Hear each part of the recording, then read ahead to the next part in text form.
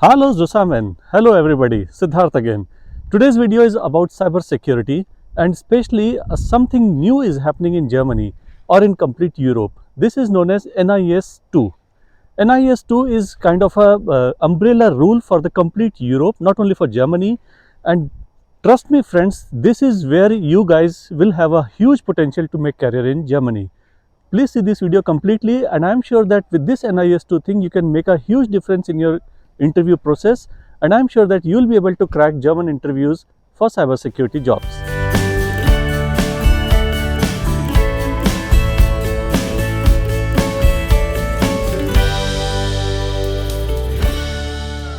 So let me now give you a brief overview of this NIS2. So first of all friends, please don't confuse this with NIST. Except that both are focused towards enhancing cybersecurity, there is no major similarity between these two. NIS2 is basically a European directive for supply chain management and especially inclined towards cybersecurity in supply chain management. And now the biggest point here is this is not only applicable in Germany but in complete EU, European Union. So that means NIS2 is going to play a vital role in the cybersecurity aspects of Europe. Now this NIS2, the 2 represents, it is a successor of NIS. There is no such NIS 0 or NIS 1. It is only NIS which was initially launched in the year 2016, and now in 2024 it is going to be renewed, and the deadline for Deutschland, for Germany, is 17th October 2024. So that is to say a lot of changes are coming into effect because of this NIS 2, and they are applicable from 17th October 2024. Now it is a very strict rule actually for German companies, because there could be penalties up to 10 million euros or penalties up to 2% of the global revenue, whichever is higher. So definitely friends, many companies are worried about this, and the most important aspect of this NIS2 is close to 18 new sectors or companies are now included in this NIS2 umbrella. So how does it make difference to you guys? It makes difference to you because these 18 sectors are now aggressively looking for IT security professionals like you guys, and in case if you are able to crack interviews in these companies, I am sure that they are going to pick you up at the soonest possible. So that was a brief overview of this NIS2 friends. Now let's dive deep into my computer and I'll explain you in detail about this NIS2. First of all, we'll try to understand which sectors or which industries are affected by this NIS2. And as I said, NIS2 is basically a successor of NIS1. So all companies in NIS1 are automatically included in NIS2. So first of all, I would like to mention which companies were there in NIS 1. NIS 1, by the way, as I said, was introduced in the year 2017. So the companies included in NIS 1 were energy, finance, water supply, digital infrastructure, digital service providers, health, transportation, and the Lebensmittel, that is nutrition. So now friends, I strongly recommend you to please take a screenshot, because these industries, energy, finance, water, digital products, digital services, health, transportation and nutrition, these are the companies which you should target for, because these guys are since long aggressively looking for cybersecurity specialists, because these guys are already covered under NIS 1. So that is the old story. Now I would like to narrate about NIS2. Now the new companies added in NIS2, I would rather call them as sectors included in NIS2. So here comes many more companies or sectors like research, banking, space, public administration, which essentially means government services, waste disposal, postal and courier services, wastewater, chemical industry, industrial production, or you can say manufacturing industries, ICT, that is information and communication technology. So once again friends, these are the hot players in the market right now: research, banking, space, public administration, waste disposal, postal and courier, wastewater, chemical industry, production, manufacturing, and ICT. So these should be the companies or sectors of your interest, and you should be looking for job opportunities in these companies aggressively.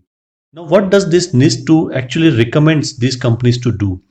So the first thing that I would like to mention here is regarding the incidence reporting. That is, in case if a company which qualifies for NIS 2, which is covered under NIS 2, has seen or encountered an incidence, there is some rules which are binding on these firms, and that is that the first rule is within 24 hours the incident should be notified to the government agencies. Now the second step will be within 72 hours the incidents should be assessed and reported. Incidents should be assessed and reported. And the third step is within 1 month, the final report should be submitted. So as you can see, friends, within 24 hours, the incident has to be notified. Within 72 hours, incident should be assessed and reported. And within 1 month, the final report has to be made. So that means now these companies are always under stress and under pressure, because in case if there is any incidents, they have to really do a lot of stuff which they would like to avoid at any cost. So here is a golden chance for you guys, because no company would ever like to encounter incidents first of all at the first place. And in case if the company encounters these three steps needs to be done, which is definitely going to take a lot of business revenue from their balance sheet. To avoid these incidences, what are all the risk management controls that they can put in place? Controls for risk management. Now here is again the golden chance for you people. The policies, the NIS 2 says that the companies must make risk analysis and policies. Policies for ensuring cyber security is mandatory. That is, no firm can now manage the show without even making a written policy which is acknowledged or approved by the highest management. So this is where you guys will be highly required for. In case now this is where you guys have a huge amount of potential, because if you are a cybersecurity solutions architect or maybe cybersecurity expert, you will be highly demanded for this step. Second is incident management. So now if you are expert in incident management, you will be really sold out like hotcakes, especially for these NIS 2 covered companies. Business continuity, supply chain. Now, as I mentioned in the initially also, this NIS 2 is basically focused on supply chain industry. So if you have a good amount of supply chain security experience, you can always clearly mention them in your resume, and accordingly try to focus your interaction, that is your interview, on your expertization in supply chain security. Purchasing and maintenance is another aspect where you will be highly required now. Now there is one more upcoming field which is highly required these days, is cyber security training.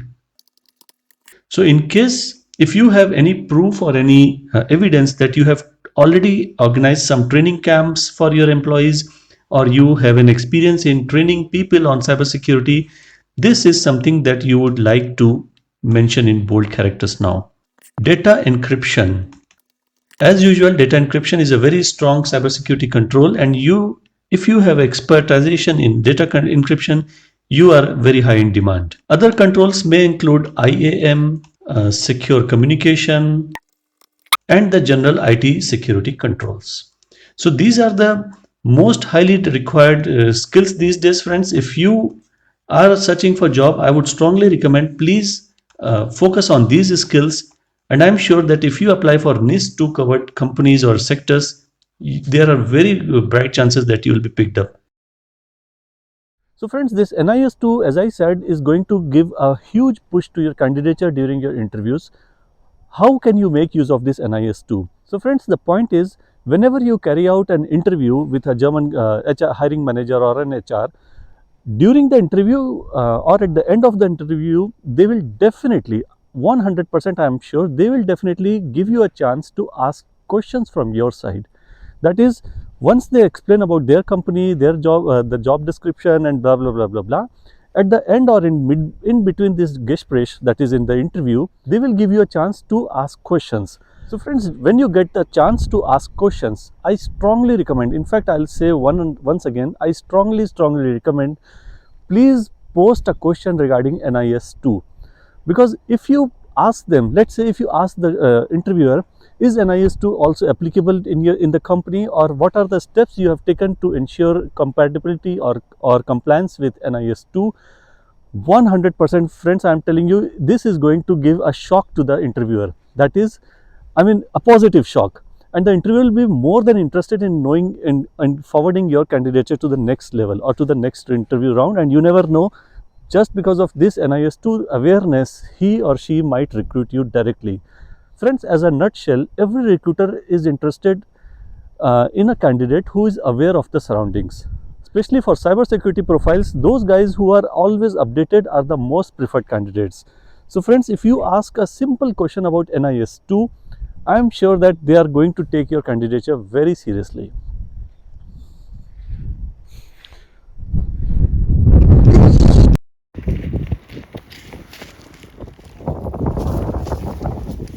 Music.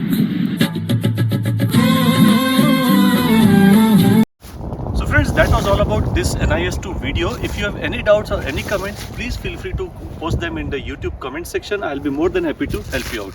I wish you all the best with your cybersecurity interviews. See you in my next video. Bye.